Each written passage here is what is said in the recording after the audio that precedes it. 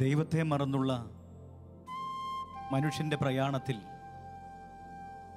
പിന്നാലെ ആ നല്ല ദൈവം സ്നേഹവചനവുമായി, പ്രത്യാശയുടെ വചനവുമായി അകന്നു പോകുന്ന മക്കളെ തേടി വരുന്നുണ്ട്. ഉൽപ്പത്തി മുതൽ വെളിപാട് വരെ ദൈവത്തിൻ്റെ പ്രവർത്തനങ്ങളെ എതിരിടാൻ നിൽക്കുന്ന ഘോര സർപ്പത്തെ നാം കാണുന്നുണ്ട്. അവിടെ പ്രത്യേകമായി നാം കാണുന്നൊരു വ്യക്തിത്വമുണ്ട്, അത് സ്ത്രീയാണ്. ഉൽപ്പത്തി 3:15 നമ്മൾ കാണുന്നു, ദൈവം സാത്താനോട് പറയുന്നു, നീയും സ്ത്രീയും തമ്മിൽ, നിന്റെ സന്തതിയും അവളുടെ സന്തതിയും തമ്മിലും ഞാൻ ശത്രുത ഉളവാക്കും. അവിടെ ഒരു സ്ത്രീയെ കാണുന്നു.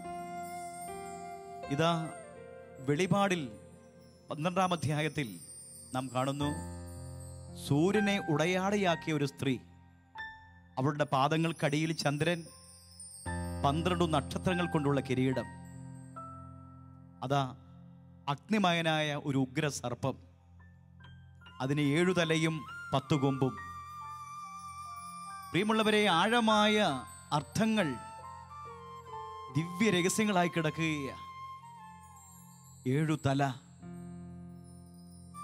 പരിശുദ്ധാത്മാവിൻ്റെ സപ്തദാനങ്ങൾ, ജ്ഞാനം, ബുദ്ധി, ആലോചന, ആത്മശക്തി, അറിവ്, ഭക്തി, ദൈവഭയം, ഇതിനെയെല്ലാം എതിരിടുന്ന 7 തലകൾ, 10 കൊമ്പ്.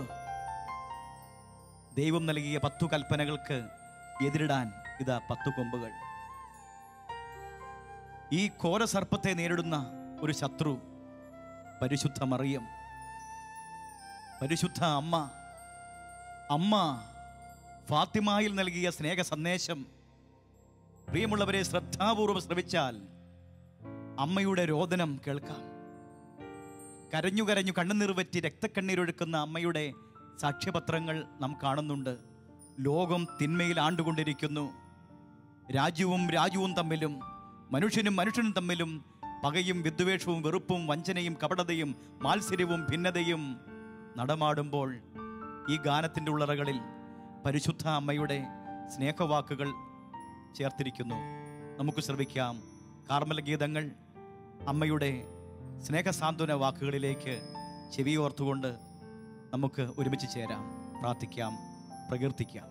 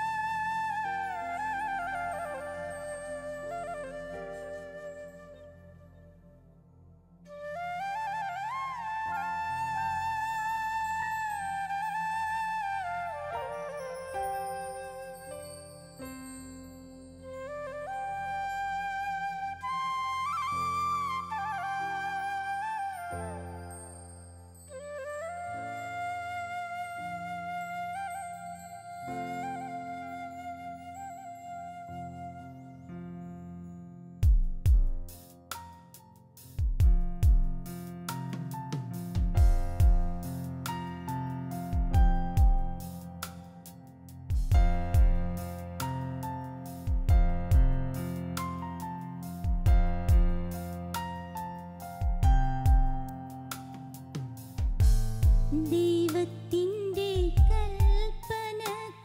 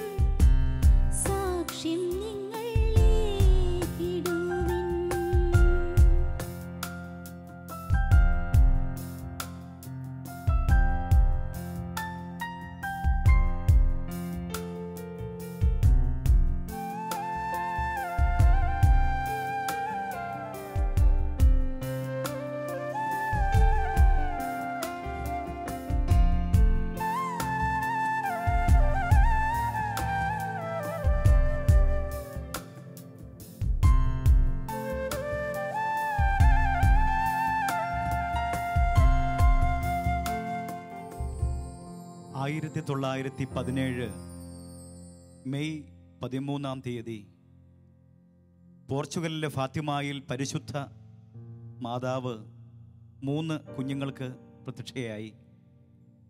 May 13, June 13, July 13, August 13, September 13, October 13. തുടർച്ചയായി എല്ലാ 13-ാം തീയതിയും അമ്മ പ്രത്യക്ഷയായി. പ്രിയമുള്ളവരെ, വളരെ ഗൗരവമായ ആ പ്രത്യക്ഷീകരണത്തിൽ വളരെ ഗൗരവമായ ആശയങ്ങൾ, സംഭവ വികാസങ്ങൾ, ലോകം നേരിട്ടുകൊണ്ടിരിക്കുന്ന ഭീകരമായ പ്രശ്നങ്ങളെക്കുറിച്ച് അമ്മ ദുഃഖിതയായി ആ കുഞ്ഞുമക്കളെ അറിയിച്ചു. മക്കളെ, പ്രാർത്ഥിക്കുക. ആ ഫാത്തിമയിൽ പരിശുദ്ധ മറിയം പ്രത്യക്ഷപ്പെട്ടതിൻ്റെ 100-ാം വർഷം തികയുകയാണ്. 2017 100 വർഷം പൂർത്തീകരിക്കുമ്പോൾ നമുക്കറിയാം, ലോകം മുഴുവൻ അസ്വസ്ഥജന്യമായ അവസ്ഥയിലൂടെ കടന്നു പോവുകയാണ്. ഈ എപ്പിസോഡിൽ ഈ ഗാനം കുറിക്കുവാനുണ്ടായ ഒരു അനുഭവം കൂടി ഞാൻ പങ്കുവെക്കുകയാണ്. മറ്റൊന്നുമല്ല, 2002 പരിശുദ്ധ അമ്മയുടെ ഒരു ആൽബം, അമ്മയുടെ ഗാനങ്ങൾ മാത്രം ഉൾക്കൊള്ളുന്നൊരു ആൽബം ചെയ്യുകയാണ്.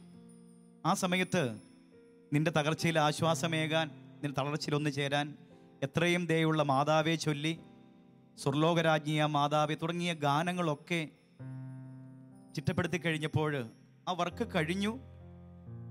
എൻ്റെ കൂടെ അത് ഓർക്കസ്ട്ര ചെയ്യുന്ന ബഹുമാനപ്പെട്ട തൃശ്ശൂർക്കാരൻ പോളിച്ചേട്ടൻ, അദ്ദേഹം കീബോർഡൊക്കെ അടച്ചു വെച്ചു പോകാൻ വേണ്ടി റെഡിയാകുമ്പോൾ പെട്ടെന്ന് മനസ്സിലേക്ക് ഒരു ചിന്ത കടന്നു വന്നു. അത് ഇപ്രകാരമായിരുന്നു: ഈശോയുടെ ഒരു സ്നേഹചിന്ത പോലെയാ.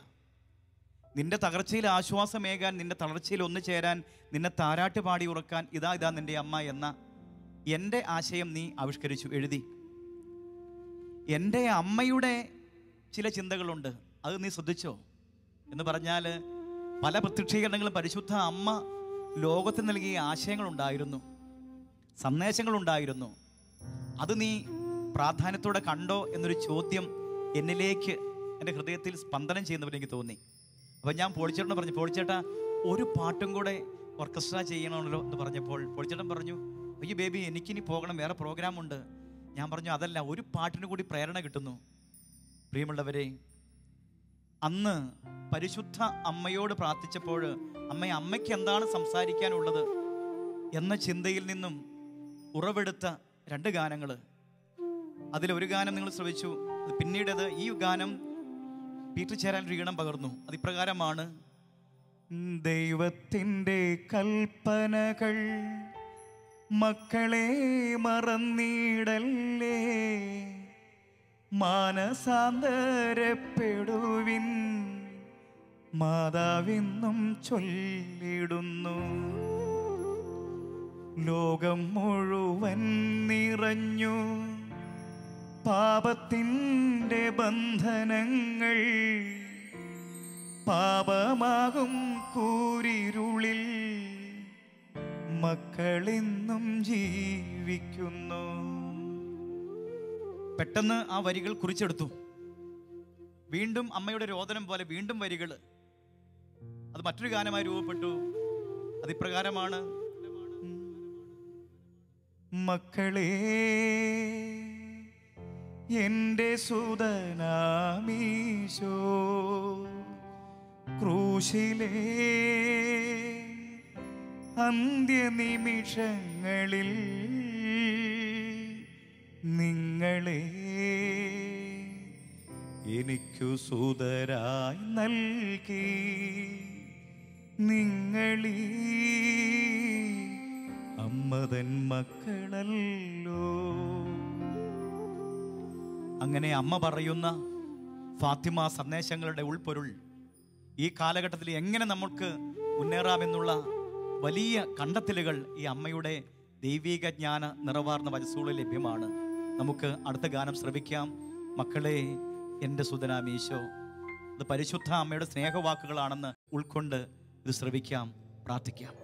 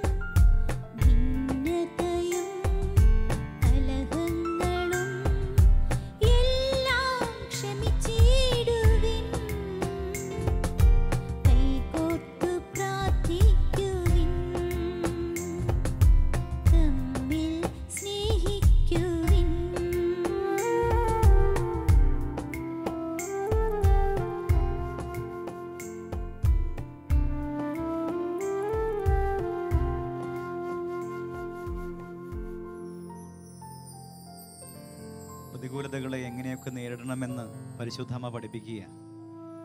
മിനി ഈ 2 പാട്ടും പാടി. ഈ 2 ഗാനത്തിൽ ദൈവത്തിൻ്റെ കൽപ്പനകൾ, അത് മറ്റൊരു മിനിയാണ് പാടിയത്, നമ്മുടെ സ്വന്തം മിൻമിനി. ഇത് മക്കളെ എന്ന് പാടിയിരിക്കുന്നത് ദലീമ. അപ്പോൾ അവരിലൂടെ ഈ സന്ദേശങ്ങൾ ഇവിടെ എത്തപ്പെടുമ്പോൾ ഓരോ ഗായകർക്കും അല്ലെങ്കിൽ ഓരോ കലാകാരന്മാർക്കും കലാകാരികൾക്കും ഒരു വലിയ ദൗത്യമുണ്ടെന്നുള്ള ബോധ്യം എനിക്ക് തോന്നുന്നുണ്ടോ? തീർച്ചയായിട്ടും ഓരോ കലാകാരന്മാർക്കും ദൈവം തന്നിരിക്കുന്ന ആ കഴിവിനെ ദൈവത്തിൻ്റെ സ്തുതിക്ക് വേണ്ടി, ദൈവത്തെ മഹത്വപ്പെടുത്തേണ്ടതിന് വേണ്ടി തന്നെയാണ് ഉപയോഗിക്കേണ്ടത്. അതിന് ഒരുപാട് ഗായകർ അതിന് ശ്രമിക്കുന്നില്ല എന്നുള്ളതാണ് എൻ്റെ അഭിപ്രായം. ഞാനും അങ്ങനെ തന്നെ ആയിരുന്നു. ദൈവത്തിൻ്റെ ഗാനങ്ങളെന്നല്ല, ഒരു ഗാനങ്ങൾ പോലും പാടാതെ വെറും ടീച്ചിങ് മാത്രമായിട്ട് ഞാൻ ഒതുങ്ങിയിരിക്കുകയായിരുന്നു 6-7 വർഷക്കാലം. 6-7 വർഷക്കാലം ഈ പാട്ട് ഉണ്ടായിട്ടും പാടാതിരുന്നു? പാടിയില്ല, പരിപാടികളൊന്നും ചെയ്തില്ല. ഏതാണ്ട് പള്ളിയിലെ കൊയറുകൾ പോലും ചെയ്തില്ല എന്ന് തന്നെ പറയാം. ജീവിതത്തിൻ്റെ പ്രത്യേക ഓരോ തിരസ്കരണത്തിൻ്റെയും ഒക്കെ ഓരോ വഴികളിലൂടെ കടന്നുപോയൊരു വേദനയുടെ ഒരു ബാക്കി പത്രമായിട്ടാണ് അങ്ങനെ സംഭവിച്ചത്. പിന്നീട് എനിക്ക് തോന്നി ഇത് ശരിയല്ല. ഒരു വൈദികൻ എന്നോട് പറഞ്ഞു, നീ ചെയ്യുന്നത് ശരിയല്ല, ഇത്രയും കഴിവ് നിനക്ക് ദൈവം തന്നിട്ട് എന്തുകൊണ്ട് നീ അത് വിനിയോഗിക്കുന്നില്ല എന്ന് ചോദിച്ചു. അപ്പോൾ എനിക്ക് തോന്നി ഇനി പാടിയേക്കാം, പാടണം. ദൈവം തന്ന കഴിവാണ്, ഇത് മറ്റാരും തന്നതല്ല, ദൈവമായിട്ട് എനിക്ക് തന്നതാണ്. അപ്പോൾ അതുകൊണ്ട് ദൈവത്തെ പാടി സ്തുതിക്കാം എന്ന് വിചാരിച്ചുകൊണ്ട് ഞാൻ ഗായക സംഘ അൾത്താര ബാലസംഘത്തിലെ കുട്ടികളെ പരിശീലിപ്പിക്കുന്ന അത് കേട്ട് വീണ്ടും ആ വഴിയിലേക്ക് തിരിഞ്ഞു വന്നു. കൊയറുകൾക്ക് പാടിയും അപ്പം അങ്ങനെ പാടി പ്രോഗ്രാം ചെയ്യുന്ന സമയത്ത് വീണ്ടും വീണ്ടും ഞാൻ ഒരിക്കലും പ്രതീക്ഷിക്കാത്ത വളരെ വലിയ പുരോഗതിയിലേക്കാണ് എൻ്റെ ജീവിതത്തെ എത്തിച്ചത്. തീർച്ചയായും നമുക്കറിയാമല്ലോ മിനി, അതായത് ദൈവത്തിൻ്റെ പദ്ധതികൾ എന്തുമാത്രം പ്രത്യാശാഭരിതമായ പദ്ധതി നമ്മൾക്കൂടി തുറക്കുമ്പോൾ അതെങ്ങനെ അടയ്ക്കാം എന്ന് എതിർ ശക്തികൾ ശ്രമിക്കുന്നുണ്ട്. എന്ന് പറഞ്ഞാൽ നിരാശ, വിഷാദം, ഉത്കണ്ഠ, ആകുലത അപകർഷത, ഇതെല്ലാം നിറയ്ക്കുന്ന എതിർശക്തികൾ. ദൈവം എന്താ നയിക്കുക? സ്നേഹം, ശാന്തി, ആനന്ദം, ദയ, നന്മ, വിശ്വസ്തത, പ്രത്യാശ, അനുഗ്രഹം, ഉയർച്ച, ഉന്നതി, പുത്തൻ അഭിഷേകം, അനുഗ്രഹമാക്കി നിന്നെ മാറ്റുന്ന അനുഭവം, നമ്മെ മാറ്റുന്ന അനുഭവം. അപ്പോൾ നിരാശയും വിഷാദവും ആകുലതയും ഒരു വ്യക്തിയെ ഗ്രസിച്ചാൽ അവിടെയാണ് ഈ പറയുന്നത് എങ്ങനെ പിടിച്ചു നിൽക്കാം എന്നുള്ള കരുത്ത്. അതുകൊണ്ട് ജീവിതത്തിൽ ഒരുപാട് തിരസ്കരണങ്ങൾ കാര്യം പറഞ്ഞല്ലോ ഉണ്ടാകും. പക്ഷേ വ്യക്തികളിലേക്കോ പ്രശ്നങ്ങളിലേക്കോ സംഭവങ്ങളിലേക്കോ നോക്കാതെ രക്ഷകനായ യേശുവിലേക്ക് നോക്കിയാൽ, ആ യേശുവിലേക്ക് നയിക്കുന്ന പരിശുദ്ധ അമ്മയെ നോക്കിയാൽ അമ്മ നമ്മളെ വഴി നടത്തും. യേശു നമ്മളെ ബലം പകർന്ന് ശക്തിപ്പെടുത്തും. തീർച്ചയായും ഇനിയും അനേകം ഗാനങ്ങൾ പാടുവാൻ. തിരസ്കരണത്തിനപ്പുറം ഒരു കാര്യം തിരിച്ചറിയുക, ദൈവം തുറന്ന വാതിൽ ആർക്കും അടയ്ക്കാനാവില്ല. ദൈവം അടച്ച വാതിൽ ആർക്കും തുറക്കാനുമാവില്ല. ലോകത്ത് ആരൊക്കെ ഒറ്റപ്പെടുത്തിയാലും, ആരൊക്കെ കുറ്റപ്പെടുത്തിയാലും, ആരൊക്കെ മാറ്റി നിർത്തിയാലും, ആരൊക്കെ ചവിട്ടിയാലും തുപ്പിയാലും, ദൈവം ഒരു വ്യക്തിക്ക് ഒരു വഴി തെളിച്ചാൽ അതിനെതിരെ നിൽക്കാൻ ഒരു വ്യക്തിക്കുമാവില്ല, ഒരു ശക്തിക്കുമാവില്ല. പക്ഷെ ഒരു കാര്യം, ദൈവത്തിൻ്റെ വഴിയെ, ദൈവത്തിൻ്റെ വചനങ്ങളിൽ, ദൈവത്തിൻ്റെ കൃപയിൽ ആശ്രയിച്ച് മുന്നേറുവാൻ നമുക്കിടയാകണം എന്നുള്ളത് സത്യം. പ്രിയമുള്ളവരെ, തിരസ്കരണത്തിൻ്റെ വഴികളുണ്ട്, ഒറ്റപ്പെടലിൻ്റെ വഴികളുണ്ട്. ഇനി എന്തിന് ജീവിക്കണം? ഇത്രയും പ്രാർത്ഥിച്ചിട്ടൊന്നും കിട്ടിയില്ല, ഇത്രയും പള്ളിയിൽ പോയിട്ടൊന്നും കിട്ടിയില്ല. ഈ നിരാശയും ഉത്കണ്ഠയും ഒക്കെ മനസ്സിൽ വച്ച് കിടക്കുന്ന, മനസ്സിൽ പുലർത്തുന്ന എത്രയെത്രയോ ജീവിതങ്ങളുണ്ട്. ആത്മഹത്യയെക്കുറിച്ച് പോലും ചിന്തിക്കുന്ന അനേക ജീവിതങ്ങൾ. തിരിച്ചറിയുക, നിന്നെ ദൈവം വീണ്ടെടുക്കും, നിന്നെ ദൈവം അനുഗ്രഹിക്കും, നിന്നെ വളർത്തി വലുതാക്കും, സ്വർഗത്തോളം ഉയർത്തും, തൻ്റെ കരങ്ങളിൽ താങ്ങും. ദൈവം അരുളി ചെയ്യുന്നു, ഭയപ്പെടേണ്ട, ഞാൻ നിന്നോട് കൂടെയുണ്ട്. സംഭ്രമിക്കേണ്ട, ഞാനാണ് നിന്റെ ദൈവം. ഞാൻ നിന്നെ ശക്തിപ്പെടുത്തും, ഞാൻ നിന്നെ സഹായിക്കും, ഞാൻ നിന്നെ അനുഗ്രഹിക്കും. പരിശുദ്ധ അമ്മയുടെ സ്നേഹ സന്ദേശങ്ങൾ ഹൃദയത്തിൽ പകർത്തി ദൈവത്തിൻ്റെ സ്നേഹവചനം മുറുകെ പിടിച്ച് മുന്നോട്ട് നീങ്ങുവാൻ നിങ്ങൾക്ക് എല്ലാവർക്കും ഇടയാകട്ടെ, നമുക്കിടയാകട്ടെ. കാർമൽ ഗീതത്തിൻ്റെ ഈ എപ്പിസോഡിൻ്റെ പൂർത്തീകരണത്തിൽ എല്ലാവർക്കും സ്നേഹപ്രാർത്ഥനകളും മംഗളങ്ങളും ആശംസകളും നേർന്നുകൊണ്ട്